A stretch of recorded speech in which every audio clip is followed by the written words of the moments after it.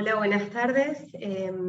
Mi nombre es Adriana Boscafiori, pertenezco al servicio de infectología de PAMI 2, y la idea de la charla de hoy es repasar algunos conceptos sobre endocarditis infecciosa. Agradezco primeramente la invitación para participar de las clases de este posgrado. Para comenzar, vamos con la definición. Hablamos de endocarditis infecciosa cuando hablamos de infección de válvulas cardíacas nativas o válvulas cardíacas protésicas, asimismo cuando hablamos de infección del endocardio o de dispositivos cardíacos asociados. En cuanto hablamos de incidencia, la incidencia reportada por los estudios varía entre 3 a 10 personas cada 100.000 habitantes, pero esto puede aumentar en personas mayores de 70 años, donde puede ubicarse en 14 personas cada 100.000 habitantes. Si hablamos de mortalidad, la mortalidad actualmente varía entre el 25 al 30%, esto es un valor elevado, en el primer año. La realidad es que la mayoría de los estudios reflejan este valor, pero en la época de la medicina basada en la evidencia, todas las guías manifiestan que hay una falta de ensayos clínicos aleatorizados para guiar el manejo de las decisiones, por lo cual las recomendaciones sobre este tema no están respaldadas por evidencia de nivel A. Y algo importante a destacar es que la mortalidad en endocarditis infecciosa tuvo 3 grandes hitos, digamos. Al inicio, cuando se detecta o se describe por primera vez en el año 1852, la mortalidad era casi del 100%, habiendo un gran cambio a partir del año 1940, cuando empiezan a aparecer los primeros antimicrobianos, y posteriormente del 100% baja casi al 50%, teniendo una nueva caída en los años 70-80, con la aparición de nuevos métodos diagnósticos asociados al ecocardiograma, pero se dice que en los últimos 30 años esta mortalidad entre el 25 y el 30% no se ha modificado, pese a los nuevos antimicrobianos, pese al avance de los métodos diagnósticos.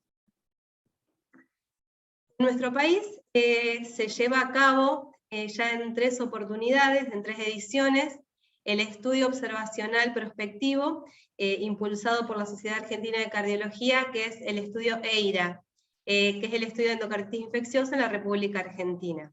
De allí podemos obtener algunos datos que son de nuestro país, que coinciden con la mayoría de la bibliografía publicada en otras guías internacionales. Para hablar de incidencia y de edades que afecta esta patología, tenemos 3 picos etarios que tener en cuenta, que primeramente tenemos el pico de los 25 años, en donde son cuadros que afectan a pacientes jóvenes, y principalmente vinculados a la drogadicción endovenosa. Tenemos pacientes con una media de 45 años, en donde en este grupo etario ya la patología valvular reumática es la que predomina, y por último, el mayor pico que fue creciendo en estos últimos años es el pico del adulto mayor, donde la afectación se da en pacientes de 65 años o más, donde tienen patología degenerativa o patología valvular protésica asociada. Para compartir algunos conceptos en la fisiopatología que nos van a ayudar a entender el diagnóstico y el tratamiento, tenemos que tener en cuenta que la endocarditis infecciosa requiere de 3 hitos que tienen que estar presentes. La presencia de bacteriemia, la presencia de daño endotelial valvular o endocárdico, y la presencia de la formación del trombo o vegetación. Esta bacteremia puede presentarse por extracciones dentarias, por instrumentaciones, en donde hay una presencia de una carga bacteriana importante, que puede ser transitoria o persistente, pero al encontrar una válvula dañada o un endocardio dañado, se activa toda la cascada de la inflamación y la adherencia bacteriana a esta matriz que ya está expuesta con sus mediadores inflamatorios, formándose el trombo o vegetación. Un poco para reflejar este cambio que se sucede en el desplazamiento de la afectación de la población mayor de 65 años, a diferencia de la descripción inicial de esta patología en pacientes adultos jóvenes, podemos ver cómo en un inicio se asociaba principalmente a pacientes que habían tenido en su juventud o en su infancia anginas estreptocóxicas, que habían tenido episodios de fiebre reumática, que habían quedado con patología valvular reumática posterior a estos cuadros, o a episodios de extracciones dentarias, en donde los causales, como vamos a ver posteriormente, estaban asociados al estreptococo. Actualmente, y como habla la bibliografía, la mayoría de los pacientes afectados son pacientes adultos mayores o de mediana edad, donde están expuestos a instrumentaciones frecuentes por internaciones, donde ya tenemos reemplazos valvulares, la presencia de instrumentaciones cardíacas complejas, o simplemente la presencia de catéteres venosos centrales, como factores predisponentes en pacientes con comorbilidades frecuentes. Como nombramos anteriormente, el estudio EIRA-2 observó que la mayor incidencia de cardiopatía previa, prótesis valvulares, valvulopatías degenerativas y patologías relacionadas con la tercera edad fueron más frecuentes que la patología reumática en este estudio observacional que vienen haciendo. Vamos a otro punto fundamental que nos ocupa en este momento, que es el diagnóstico. El diagnóstico en endocarditis infecciosa tiene tres patas que no pueden obviarse ninguna de las tres, que es la clínica, la microbiología y el diagnóstico por imágenes. Por un lado, si hablamos de las características clínicas de la endocarditis infecciosa, nos encontramos con signos y síntomas que son inespecíficos. Aunque sabemos que la fiebre puede presentarse o se presenta en mayor del 90% de los casos, podemos detectar con una buena semiología el soplo cardíaco nuevo en el 85% de los casos. Fíjense que la mayoría de los signos y síntomas que presenta son inespecíficos. Pérdida de peso, mialgias, artralgias, disnea, que tiene un porcentaje bastante importante de presentación, cefalea, déficit neurológico, confusión, que en el paciente adulto mayor es algo muy frecuente, pericarditis, esplenomegalia, rash cutáneo son otros de los signos y síntomas descriptos. Por otro lado, tenemos signos que hemos escuchado en nuestra formación, muy característicos, pero lo que tienen es que son muy poco frecuentes y su presencia tampoco son características, digamos, no son características de la enfermedad. Requiere de las otras dos patas que necesitamos para llegar al diagnóstico. Estos signos son los fenómenos vasculares, como son las embolias periféricas, principalmente cuando está afectada las válvulas izquierdas, la embolia pulmonar, ahí tenemos principalmente cuando tenemos afectación de válvulas derechas, aneurismas micóticos, petequias y hemorragias subconjuntivales, y las hemorragias en astilla o subunguiales y las manchas de Schenneway. Por otro lado, los fenómenos inmunológicos, como la glomerulonefritis, las manchas de Roth y los nódulos de Osler, también muy poco frecuentes. Seguimos entonces con el otro punto importante a tener en cuenta, que es la microbiología. Dentro de las causas frecuentes de endocarditis infecciosa tenemos el grupo de los estafilococos.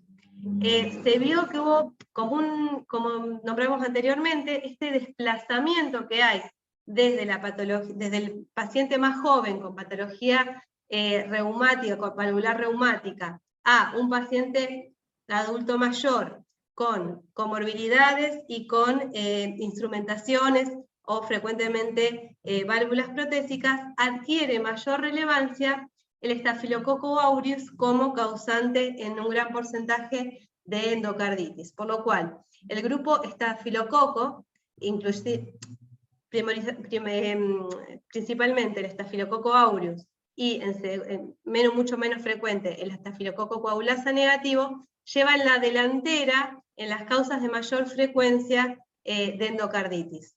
También no podemos dejar de nombrar que también ocupan un segundo lugar la familia de los estreptococos y el enterococo.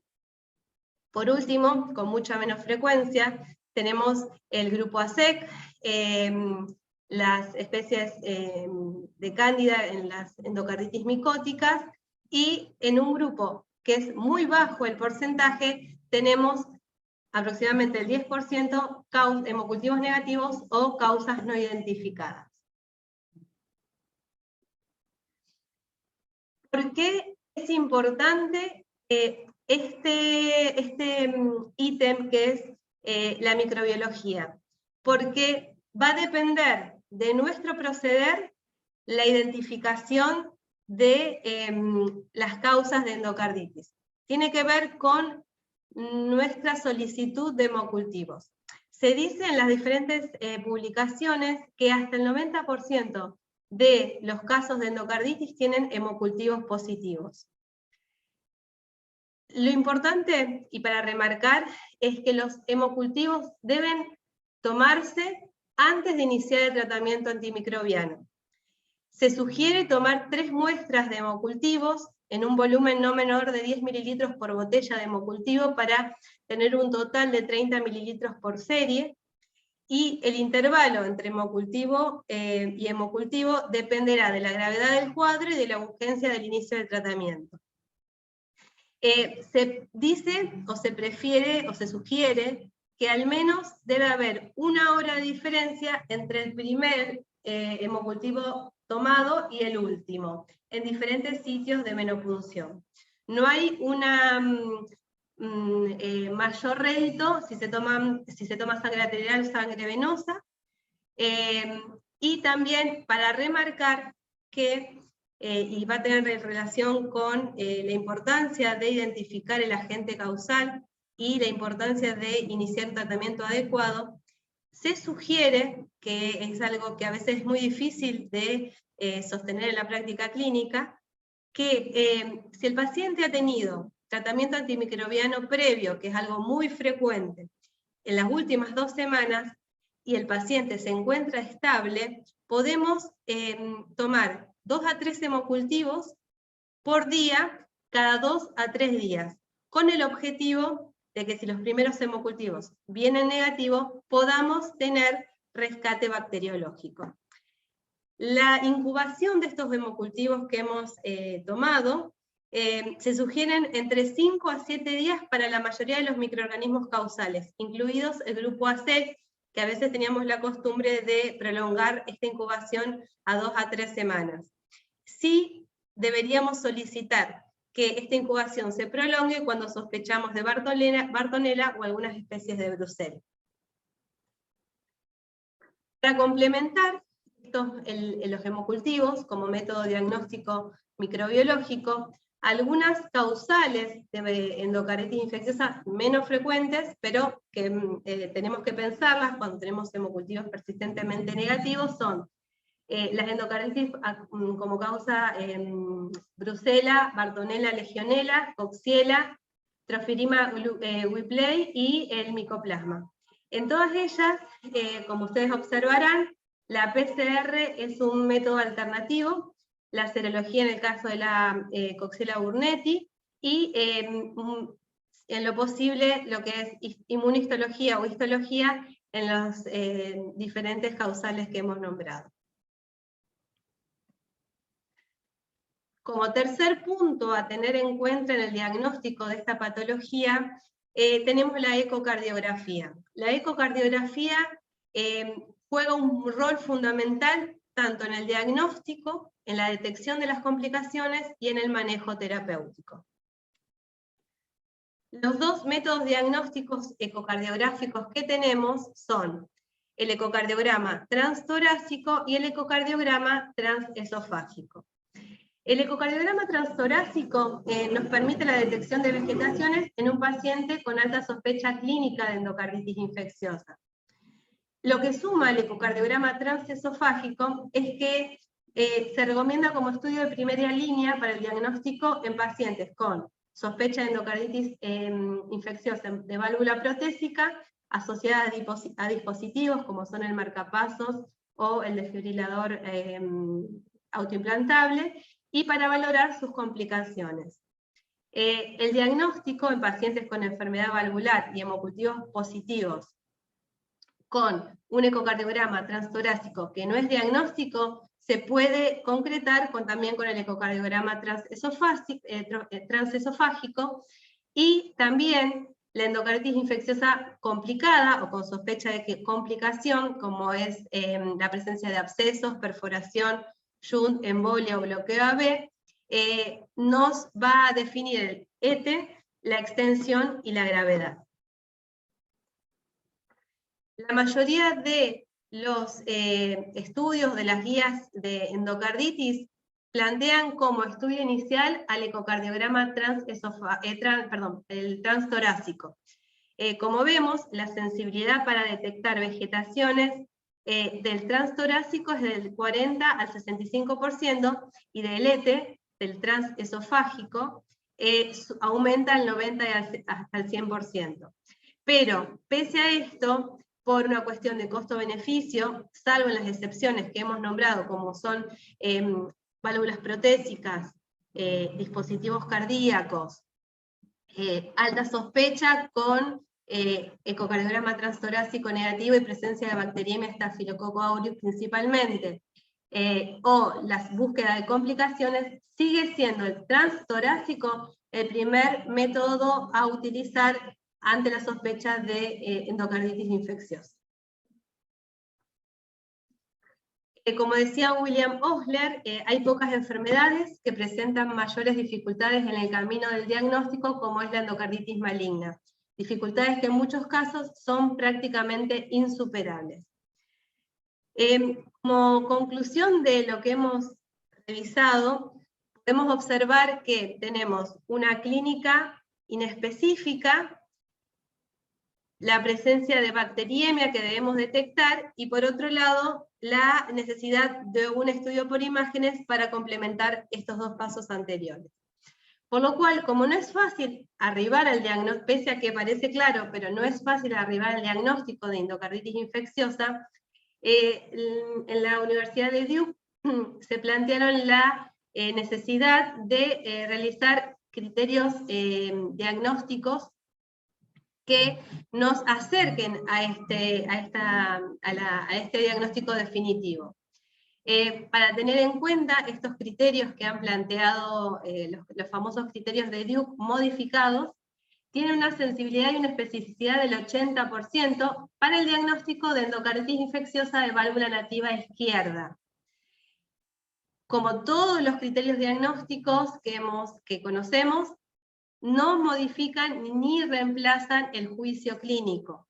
Y tenemos que tener en cuenta que la precisión diagnóstica del 80% que vemos para endocarditis de válvula nativa izquierda cae ante la presencia de endocarditis de válvula derecha, endocarditis de válvula protésica, endocarditis asociada a marcapasos o desfibrilador, y endocarditis con hemocultivos negativos. Como después ustedes podrán repasar, los criterios de Duke proponen criterios patológicos o criterios clínicos para el diagnóstico definitivo, donde el criterio clínico, que ahora vamos a desarrollar en la próxima diapositiva, incluyen 2 criterios mayores, o un criterio mayor más 3 menores, o 5 criterios menores. Y después tenemos el diagnóstico posible de endocarditis infecciosa cuando tenemos un criterio mayor y un criterio menor, o 3 criterios menores. Como observarán, los criterios mayores incluyen criterios microbiológicos y criterios de ecocardiográficos. Y por último, los criterios menores tienen que ver más que nada con criterios clínicos y algunos criterios microbiológicos que no pertenecen a los criterios mayores y algunos fenómenos que hemos descrito como infrecuentes. Si ustedes después quieren repasar las características o las inclusiones que plantea la Universidad de Duke como criterios mayores, pero bueno, tener en cuenta que esto no reemplaza el criterio clínico o el juicio clínico al momento de la evaluación del paciente. Pasamos en una segunda instancia al tratamiento multidisciplinario. La endocarditis infecciosa es una patología compleja, por lo cual en las últimas guías, en las actualizaciones de las últimas guías, lo que se refuerza es que al momento del diagnóstico, de la sospecha diagnóstica y de plantear un tratamiento en esta patología, es importante incluir en el equipo de trabajo, además del médico internista, del clínico que está a cargo del paciente, a un médico cardiólogo, a un especialista en enfermedades infecciosas, y incluir también al cirujano cardiovascular. Se dice que el trabajo multidisciplinario en esta patología podría llegar a mejorar ese muy escaso rango de mortalidad que tiene esta patología. El tratamiento antimicrobiano en esta enfermedad tiene que tener algunas características. Tienen que ser antibióticos bactericidas, que pueden utilizarse en monoterapia o terapia combinada. Generalmente utilizamos dosis altas, dadas las características fisiopatológicas de la enfermedad. Tendríamos que utilizar la vía parenteral, y generalmente vamos a explicarle al paciente o a la familia que es un tratamiento prolongado. La gran pregunta, ¿cuándo iniciamos el tratamiento? En este caso, salvo que el paciente tenga una enfermedad severa, con criterios de sepsis severa o inestabilidad hemodinámica, el tratamiento antibiótico siempre debe iniciarse posterior a la toma de hemocultivos, y preferentemente posterior a identificar el agente causal. Veremos por qué, porque cada agente causal tiene diferentes tratamientos, y la importancia de sostener ese tratamiento en el tiempo. ¿Cuándo utilizaríamos un tratamiento empírico? Insisto, siempre previa toma de hemocultivos. Esto se sugeriría en forma infrecuente, ya que se dice que la endocarditis de curso agudo, complicada o asociada a sepsis severa, se daría entre el 10 al 20% de los casos. La utilizaríamos el tratamiento empírico en estos casos, en casos de endocarditis de curso agudo, una endocarditis ya que aparece como una endocarditis complicada, o que está asociada a signos de sepsis severa. En el caso de endocarditis infecciosa con hemocultivos negativos, que no es infrecuente tampoco, ya que se utiliza mucho tratamiento antibiótico previo, con evidencia ya de embolias periféricas, y con la presencia en el ecocardiograma de vegetaciones mayores a 10 milímetros o muy móviles, que tienen altas chances de embolia, y la evidencia de compromiso perivalvular, sería otra de las indicaciones de inicio de tratamiento. ¿Qué antibióticos utilizaríamos? Se habla que, o se sugiere que, si tenemos un paciente con válvula nativa o válvula protésica tardía, es decir, que pasó más de un año del reemplazo valvular, podríamos utilizar la combinación de ampicilina sulbactam más gentamicina en las dosis que figuran en el periodo de 4 a 6 semanas. Si tenemos el caso de una válvula protésica temprana, es decir, un reemplazo valvular menor a un año, deberíamos optar por un régimen que contenga vancomicina o daptomicina en las dosis que vemos, donde la daptomicina en válvula izquierda tiene que utilizarse entre 8 a 10 miligramos kilo día, asociado a gentamicina y a rifampicina por los periodos que figuran. 6 semanas para vancodapto o dapto, gentamicina por 2 semanas y rifampicina por 6 semanas asociadas. Ahora vamos a dirigirnos al tratamiento de la endocarditis infecciosa a Staphylococcus. En realidad, acá no se hace diferenciación en coagulasa negativo o aureus, ya que no cambia el tratamiento. Sí tenemos que diferenciar si el paciente tiene válvula nativa o válvula protésica. Y principalmente si es meticilino sensible o meticilino resistente. En el caso de válvula nativa con rescate de Staphylococcus meticilino sensible, el tratamiento es cefalotina o cefazolina por un periodo de 4 a 6 semanas en las dosis que figuran. En el caso de meticilino resistente, el tratamiento es vancomicina o daptomicina, también por un periodo de 4 a 6 semanas en las dosis que figuran también. Por otro lado, si tenemos una endocarditis en válvula protésica por un estafilococo meticilino sensible, debemos asociar la cefalotina con rifampicina y con gentamicina en un periodo de 2 semanas.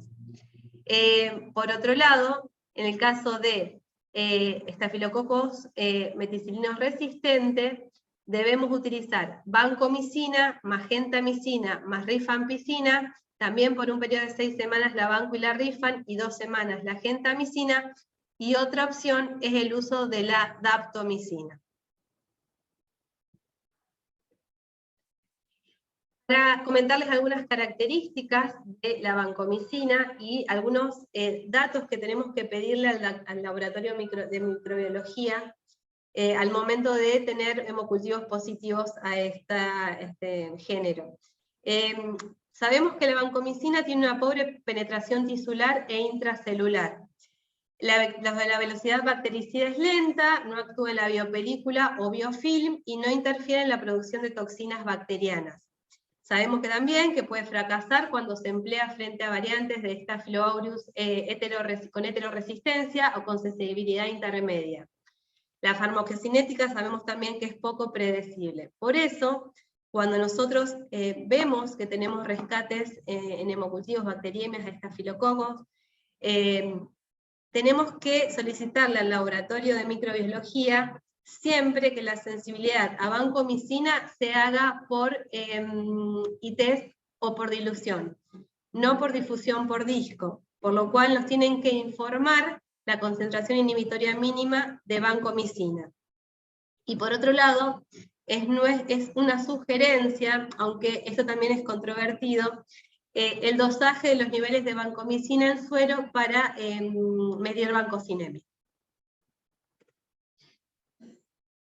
Por otro, seguimos con los que continúan en prevalencia en cuanto a las orígenes o las causales microbiológicas de endocarditis, que tenemos los estreptococos, ya sea los estreptococos del grupo Viridans, los estreptococos del grupo bovis y las variantes nutricionales asociadas. En este caso tenemos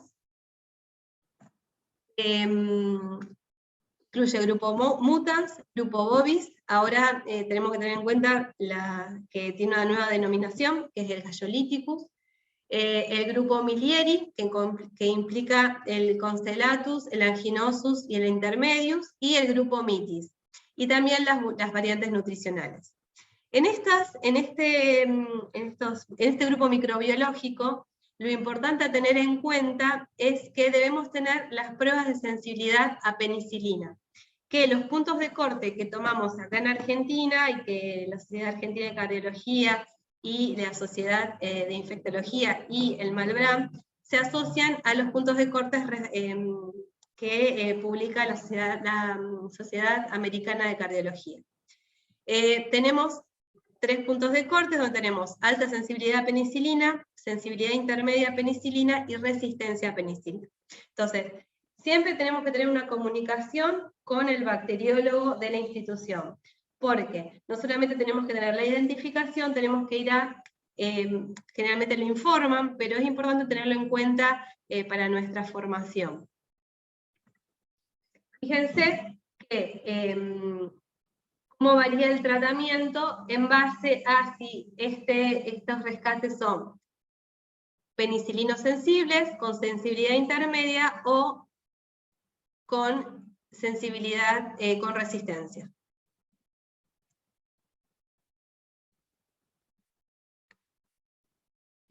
En el primer grupo, donde tenemos sensibilidad con una SIM menor a 0,125 microgramos por mililitro, lo que vamos a utilizar es penicilina G, ampicilina o ceftriaxona, por una duración de 4 semanas. Podemos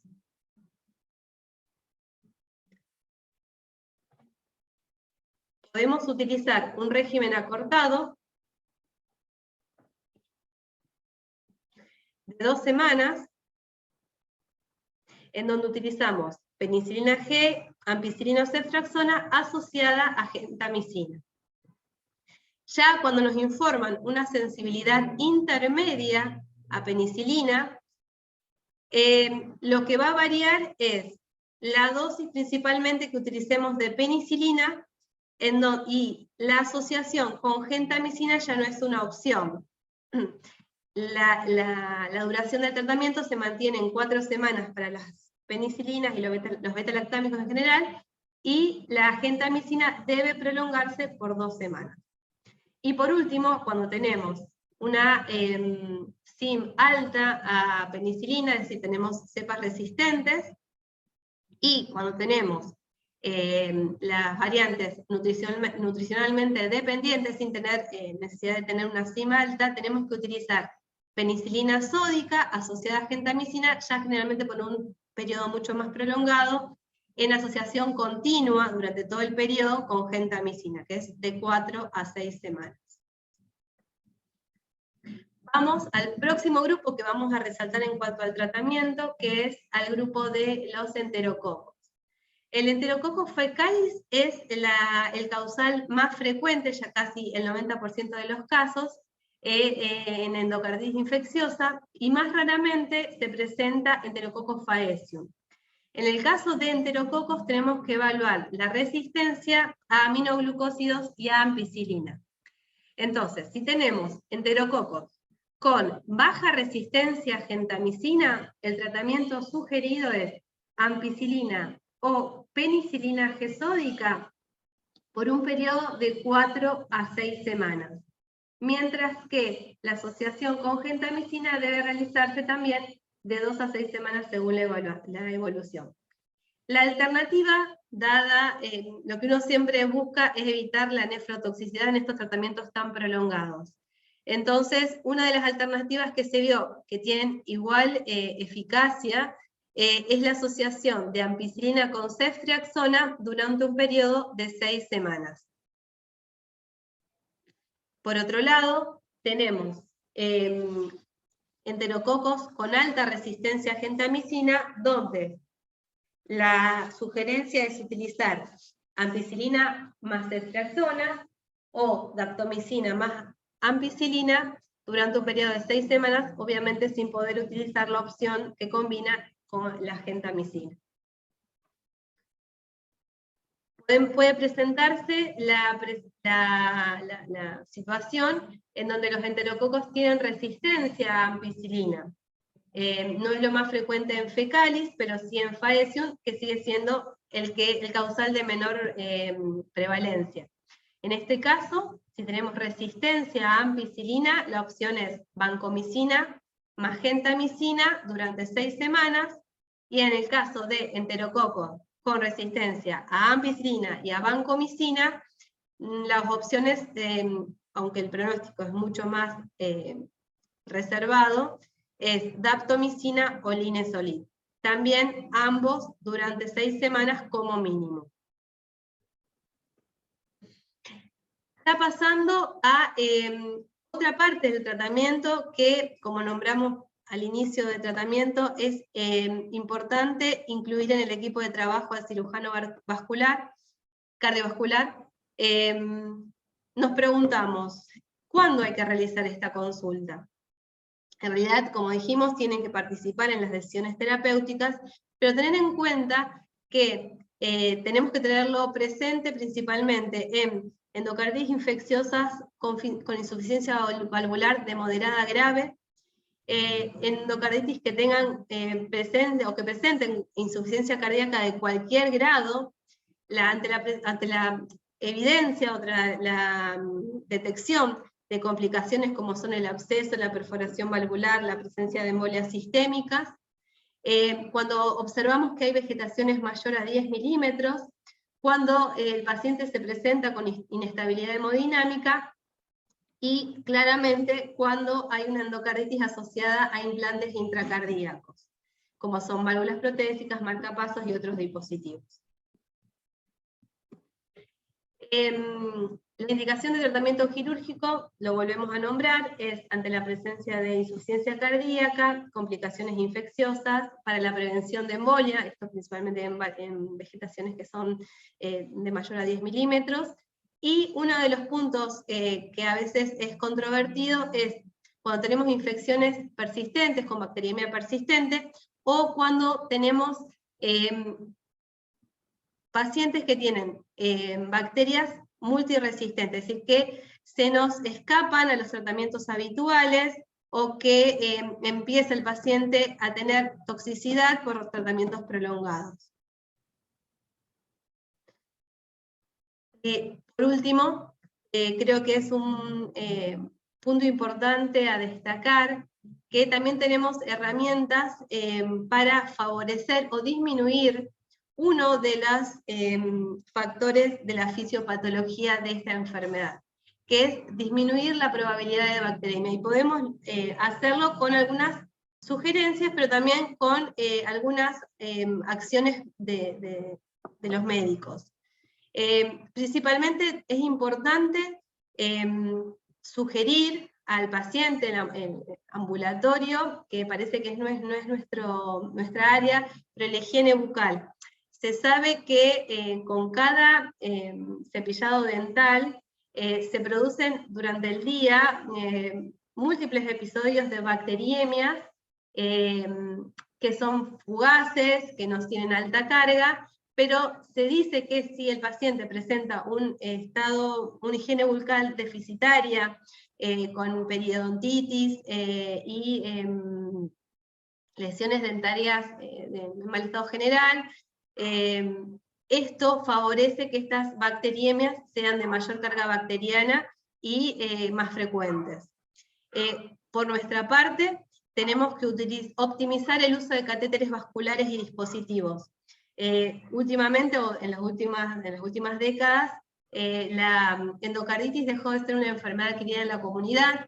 Tenemos endocarditis de adquisición nosocomial, por lo cual todas estas instrumentaciones que realizamos tienen altas chances de generar esta enfermedad por la presencia de bacteriemias asociadas. Por lo cual, principalmente algo que es frecuente, que son los catéteres venosos centrales, reforzar las técnicas asépticas, la remoción precoz y evitar los accesos femorales, entre otras causas. Y por último, algo que es muy controvertido, que es la profilaxis antimicrobiana en los procedimientos odontológicos. La profilaxis antimicrobiana, como nombramos al inicio, que hay una falta de evidencia en la era de la medicina basada en la evidencia. También hay una revisión bibliográfica disponible en Cochrane que resalta la falta de evidencia respecto a este tema. Pero las guías recomiendan, principalmente algunas directamente sacaron esta recomendación, principalmente la guía europea, pero la guía norteamericana y acá en Argentina recomiendan la profilaxis antibiótica en pacientes que tengan condiciones cardíacas de alto riesgo y ante la realización de ciertos procedimientos que pueden provocar una infección endovascular. ¿Cuáles serían estos?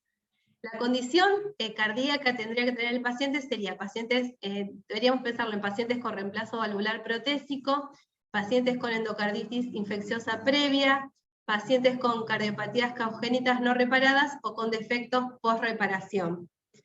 En aquellos que han sufrido una reparación de una cardiopatía congénita, se dice que posterior a los 6 meses podríamos evitarlo. ¿En qué procedimientos deberíamos indicarlo? En procedimientos que tengan que ver con la región gingival o la región periapical dentaria. Cuando hay perforación de la mucosa oral o cuando se realiza una amigdalectomía, una adenectomía. Y el tratamiento antimicrobiano que hay que utilizar es la amoxicilina en dosis de 2 gramos, ya sea endovenoso o vía oral, en una única dosis, no prolongarlo posteriormente, 30 a 60 minutos previos a la instrumentación.